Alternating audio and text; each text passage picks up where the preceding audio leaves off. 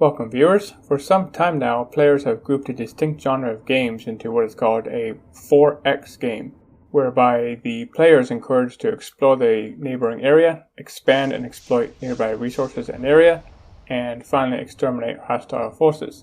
And this is a popular genre that has seen a variety of different titles over the years. Factorio can be said to be one of those titles because it has a similar design ethos, even if it's more of a builder type game than a combat oriented game such as Age of Empires 2 or a hybrid such as Sid Meier's Alpha Centauri, as you see here. Either shortly before or shortly after I bought Factorio, I wondered about what the game would be like with minimal pollution.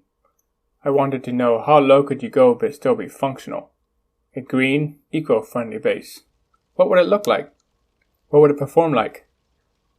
But before I start on this quest path, I searched around to see if it's been done before, and likely it has, but all I found was discussion threads on Reddit and official forums, the Steam community forums, and a 2-part YouTube video that appears to have been aborted after the second episode. The first thing I want to point out is that this isn't going to be a super try-hard, sweaty gamer video with extreme optimization and efficiency. If someone wanted to duplicate this run, they will certainly be faster because honestly it's hard to maintain focus on the game for hours on a stretch where there's long periods of nothing to really do. I do know that I did overproduce on a few items, we'll get to that at some point, and I do know that I did lose about an hour because I was playing Deep Rock Galactic on a sweaty gaming mission involving a sketchy double threat Hazard 5 mission where things were not going all that well. And for a moment I alt-tabbed to Factorio to find my base idle. Whoops. I'm sure it can be optimized more, but this is more of an amateur run than a speedrunning candidate video. Oh well, let's get started. As I thought about this challenge, I thought about the endgame. I expected that pollution would not get past the base walls, so it wouldn't get to the biters' nests. Therefore, the only thing I'd really have to worry about would be the expansion parties. However, I also had no idea how long this game would actually go. It certainly would be less than the estimated 200 hours of a run without using automation, but I also had to consider defense. Let's talk about this topic a bit later while we get started on the actual gameplay first. For a start, I decided to go with Ribbon World. It turns out that it actually takes quite a few seeds to get a decent spawn. A decent spawn needs to have good starting resources, not missing any starting resources like a number of seeds have secondary iron and copper patches in case the starting resources run out, and have nearby oil. In addition, desert maps are less desirable because the pollution spreads significantly faster on desert worlds. Other than that, I just ran default settings, barely allowing for a research queue and turning off cliffs. Personally, I find them more of an annoyance than helpful. I will leave the map string in the description if you want to have a go at it. Anyways, once I got a suitable seed, it was off to the races. Now the start here is just like normal starts, burning mining drill and a basic stone furnace. When I did some poking around before this video was decided upon, I stumbled upon this one, and I liked his idea.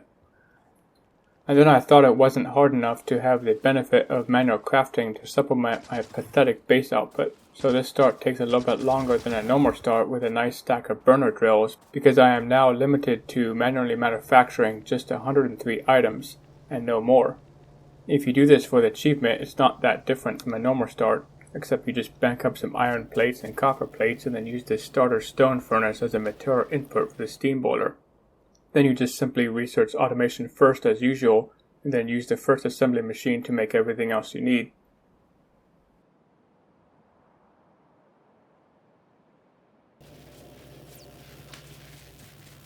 Take a good look at this steam generator because it's the only one we're going to have for a long time.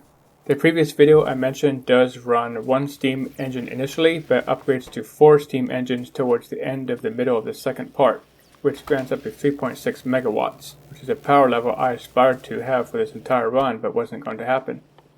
No friends, we are limited to just 1 megawatt for the entire rest of the playthrough.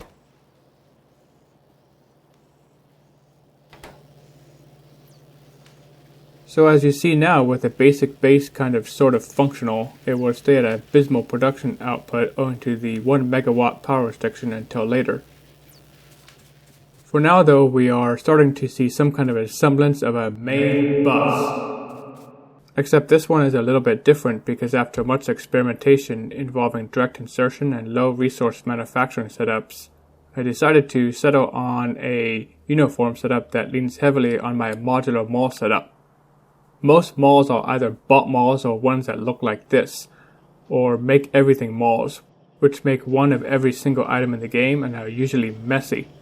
The context for the setup is that some time ago I was on an earlier version of my starter base and was being attacked relentlessly by small biters, and ammunition and gun turrets were in desperate need. It was at that time I recognized I had to change things around entirely, and thus the modular mall concept came forward because it is supremely flexible and adaptable to almost any desired item and quantity. It scales well and easily sets up by hand, which is great when you're being attacked frequently and bots are a long way off. Anyways, after some testing and design work, I settled on this mall concept because it is dynamically adjustable to whatever is needed.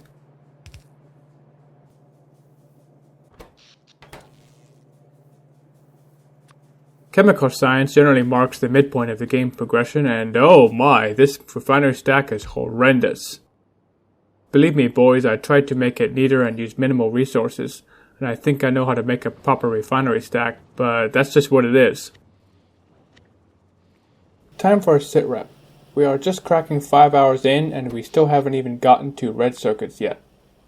You'll probably note that iron plate production is pathetic, and that has been an issue for a while now owing to the fact that I can't power more than 3 miners on it. You could call this a brownout base. Production is meh, with highlights such as 4 signs per minute, and no attacks from the locals, and this is going to take a really long time.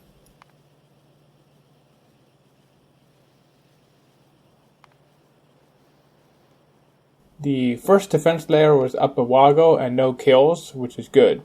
Pollution cloud stayed at this level for basically the entire game. The first thing we're going to do is beeline for modules. Most people use modules to boost production, but we're looking for modules to reduce power consumption so that we can have more miners and more machines. Without modules, I'm basically limited to about 5 miners and 5 machines with maybe 2 labs. But with Efficiency 1 modules in all the miners and assembly machine 2s, I can boost that to about 20 miners, 6 to 8 machines depending on how often they're in use, and about 2 to 3 labs.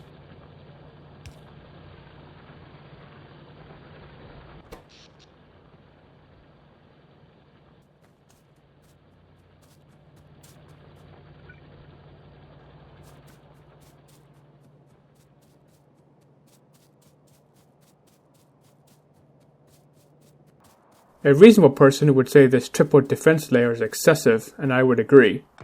Even on big Death World maps, a second wall layer is unusual. However, hear me out. I had no idea how long this was actually going to take. The game increments the evolution based on time, kills of biters and biter nests, and pollution.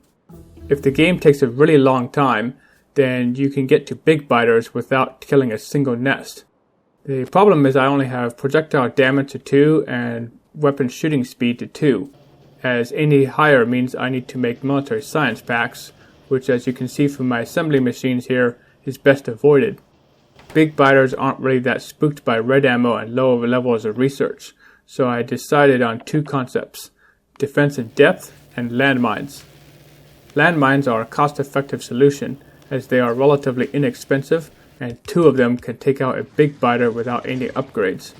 The defense in depth concept is because if a nest happens to spawn just right, worms can outrange my gun turrets and destroy them, and I am not equipped to deal with them. The proper weapon to assault medium worms and higher is a rocket launcher, with ideally firing speed to at least 5 and some damage upgrades. That isn't really an option for me, so if such a situation happened, my only choice is to fall back to a new line. Flamethrowers are excellent, especially for Death Worlds, but I felt they would be too expensive for what they do here, and I'll probably overkill. I also considered combat robots.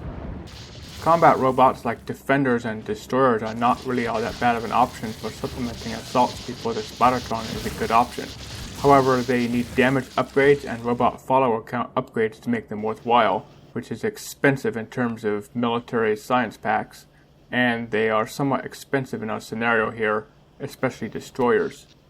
If you do use combat robots, it's good to point out that you can deploy them by simply holding down the left mouse button, and it will keep kicking them out.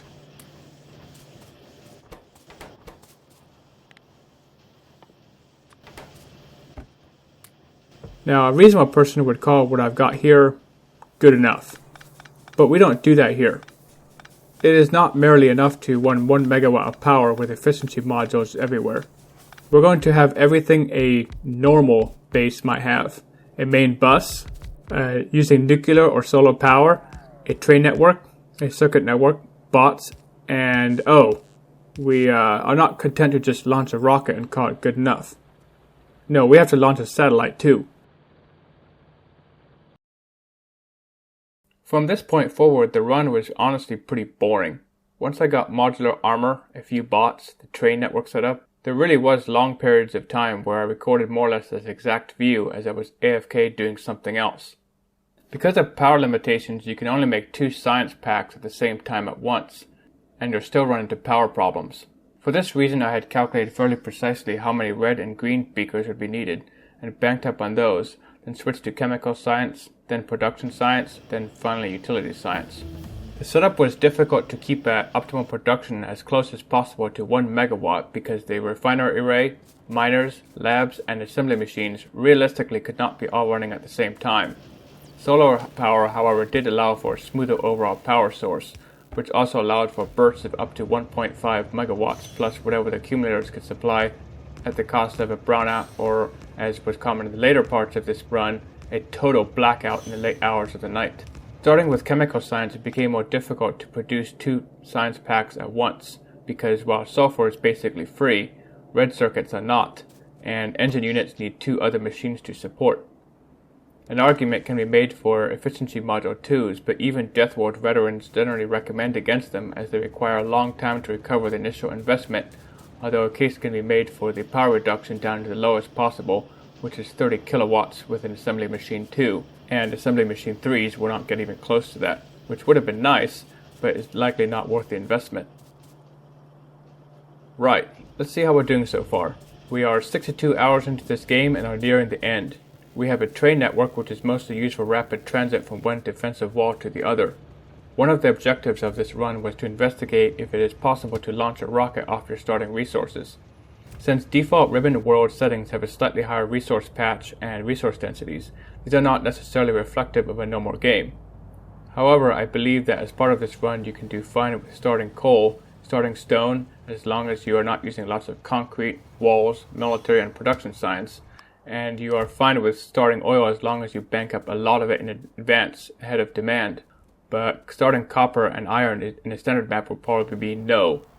I ran pretty low on iron and to most of the copper, but the train network was on hand to tap into nearby resource patches if that became a requirement. We also have bots. Bots as in bots on my back, not Roboport bots. There is no way you can reasonably power a Roboport network with 1 megawatt of power. We have some kind of defensive system which has been solid, and the second defensive line wasn't even remotely needed, but 3 layers was definitely too much. We have solar power. We have circuits with a costly fancy display that shows power levels in the accumulators, which looks cool, and as we all know, looking cool is the most important attribute in this game. Actually, the only reason I even have circuits was because I had overproduced on red and green science packs, and it turns out circuits, sure, why not? An intelligent person would have used a circuit controller counter with 2 arithmetic combinators and a decider combinator to count how many will produce and then turn off the input inserter once it had reached a certain value to avoid overproduction of certain items in the assembly machines, but I could not really justify it at the time. We also have to have at least a small amount of spaghetti to conform to Factorio traditions. A satellite is on the way because, you see, I can't just launch a rocket to leave this planet and report back to my boss with a weak report such as, "Hey boss, my spaceship crashed, I need another one please." But I have to impress him with a full planetary survey via the satellite so the full virtues of capitalistic exploitation can be realized. But there's one last thing. I couldn't just figure out any other way to feed 7 different inputs into the labs. A good base is not a good base without some sushi, because why not? Yeah, it's possible to put 3 belts on one side and a filter inserter to run another belt in a different way, but where's the fun of that? And now for my Factorio review nobody asked for. Is Factorio a good game? Yes, but it depends what you're looking for. Factorio is a game about expansion and optimization, and going back to Sid Meier's Alpha Centauri as per the intro, if you were the type that likes to expand and build, such as Morgan, Lady Dudisky, or Zakharov, Chairman Yang, then yeah, Factorio would probably be a good game for you. If you are someone that likes to use combat to solve your differences, as I don't have to explain my economic mess, my lack of faith to the United Nations mission, or whatever it might be, then no. Factorio does not have a good combat mechanics, as the biters are just there to give you some resistance to expansion and make the game more interesting from an expansion point of view.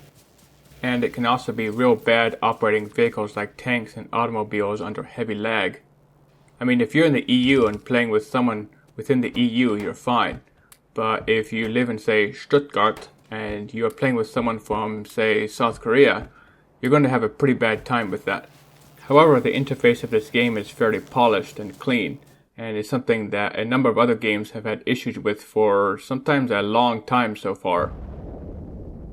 Oh my, what is this?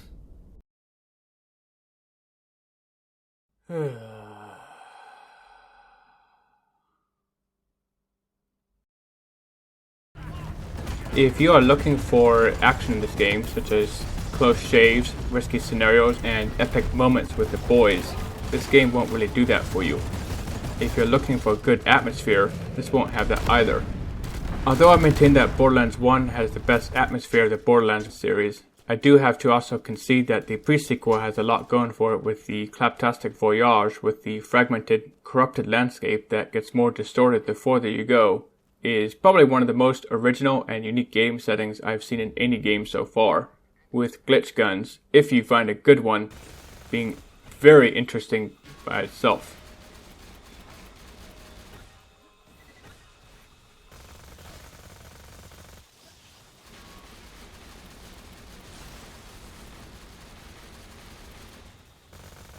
This setting in the subconscious sector where you can begin to understand the concept whereby Claptrap understands that he is a burden on other people but can't do really much about it, and that makes him a target, was a bit of an emotional moment for me personally. And speaking of Borderlands pre-sequel, since going off topic in my videos is a side passion, there's something that is intrinsically intoxicating about building huge stacks of Maelstrom very quickly. People point out that she's OP for that reason, but realistically it's a lot of work and requires skill to pull off. And on top of that, it really only works in like 2 places. A number of people who are devout Borderlands 2 advocates, a game of which I found rather intolerable for a number of reasons, which doesn't negate the fact that TPS has a number of major flaws. For them, I can say that Claptrap in particular is a character unlike anything else in the franchise, and you're missing out, as long as you get the right kit for him.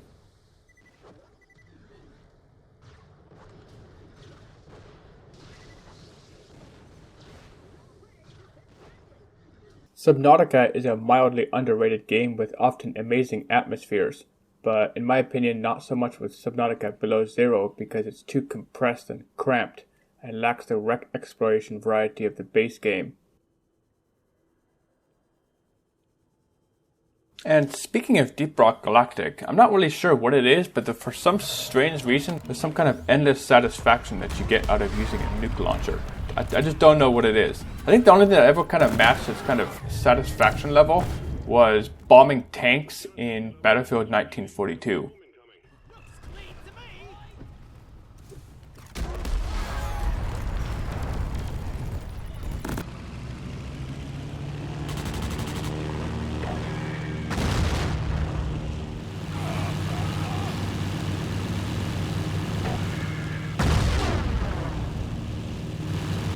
So yeah, if you're looking for that kind of stuff in Factorio, you won't find it. It can be also hard to find someone compatible with your building, expansion style, as there tends to be a lot of different variations, and thus finding someone who can play a long, exhausting game, such as space exploration or C-block, is going to be difficult in most cases. But back to Factorio, the game has a peculiar habit of creating a specific strain of OCD in people. Check out this nerd who set up some kind of splitter array that inserts one fuel every 63 irons, so that you don't need to split the belt for a fuel supply or run a separate belt. Or this whack sushi setup that has 3 fluids that share a common pipe. And this is only a tiny sample of the creative things people have done over the years, all the way up to whack circuit controllers like the chef in Josh Doshington's hilarious sushi bus video. Like any sensible person, I researched the game a bit before I bought it, and I made sure to check the negative review section on Steam just to look for honest feedback, and it was just flooded with people complaining about the price increase from €25 to 30. Don't die before you pay! I know of many people who bought AAA titled games that cost double or even quadruple that value, and they get less replayability and updates than this game does.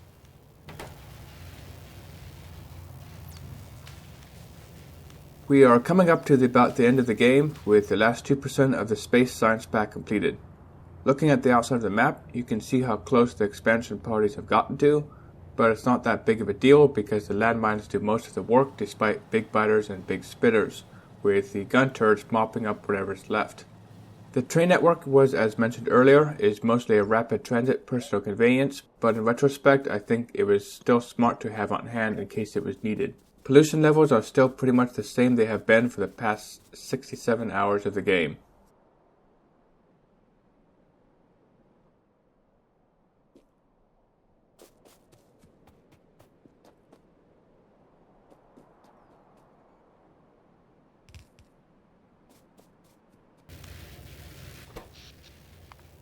Let's look at the power issue.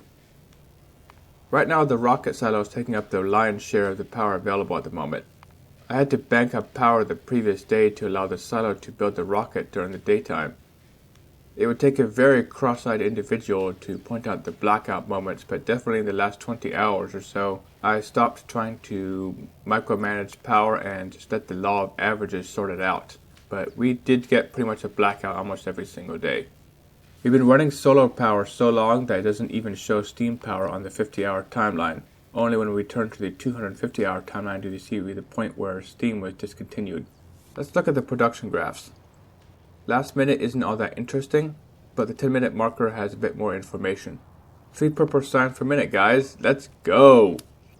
Let's flip to the other time factors. Feel free to pause it at any time.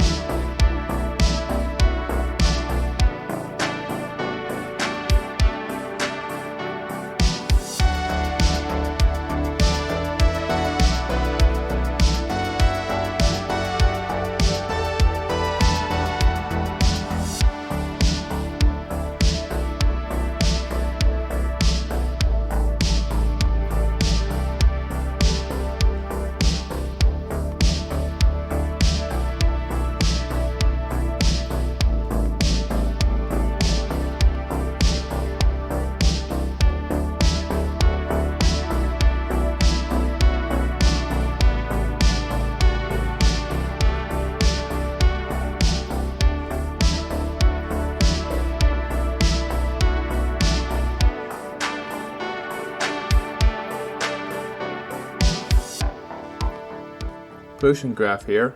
Solar definitely helped to lower overall average pollution. Kill chart. Aside from my early attacks, we basically did not get attacked at all until around the 20-hour marker. That's a long time to go without being attacked. It's interesting, I guess. Since I promised earlier to showcase my excess production, I have a couple of chests here that hold all of it. This miscellaneous one holds some random bits. This one has a bunch of excess electric furnaces, big yikes right there, and this one has some engine units. The sulfur is basically free, so that's not really an issue, and the stone brick doesn't really matter. By the way, shout out to this assembly machine too that made nearly 160,000 green circuits, and after the factory redesign, it was the only one making green circuits. banking up on green circuits in advance of the red circuit and blue circuit production was a smart move. I think at one point I had 10 or 12-ish wooden chests full of green circuits. Also, this event happened here where I was short one yellow science pack, so I had to go back and make another one.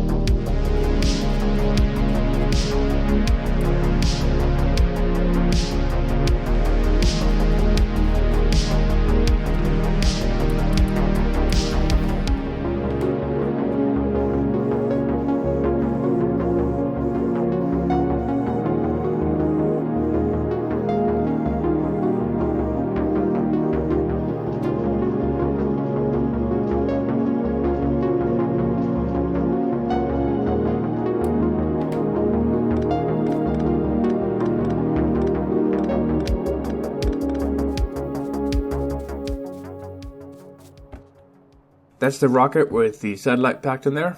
I've got 68 hours on the mark here, and surely it could have been done a bit better, but oh well.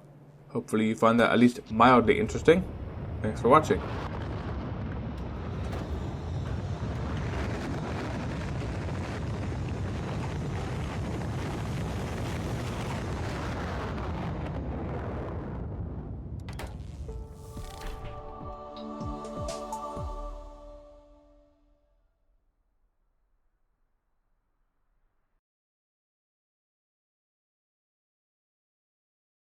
I'm going to throw in a quick tutorial in here since I can't seem to find any other reference about it on YouTube, and that is how to use loaders. Loaders are an old asset left over from long before my time, which were replaced by inserters for various reasons. However, you may run into them on modded games, and Blueprint Sandboxes includes them as default because they make testing certain things like furnace stacks much easier. So a loader basically has two sides. So it's a 1x2 square. So if you imagine this as having a belt side and then a non-belt side, then this would probably help you understand better how it works. So the direction in this case is going from right to left, but if you press the R key, it reverses the other direction. So this basically just does the same thing as this. So if you have like a chest or an assembly machine, then with this orientation, it will basically take whatever is on the belt, let's just say a whole bunch of green circuits, and load it into the chest for you.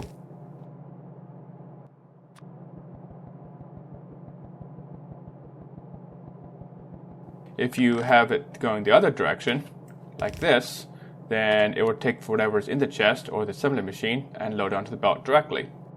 So this is kind of handy when you have something like this, which is a compact 30 science per minute assembly stack for difficult scenarios, let's just put it that way. Such as my last Death Ward game, whereby I did not really have enough space in the main core of the base. So to show you how this is going to work in this scenario, we have a couple of loaders that we can use to pull from infinity chests, which would demonstrate the raw materials that we're going to use.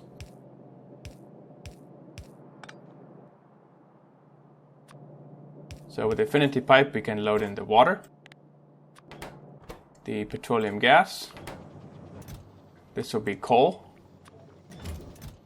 this will be the steel, this will be iron plates, and this will be the copper. So if you just take a loader and then drop it down, it will pick from the chest and drop directly onto the belt.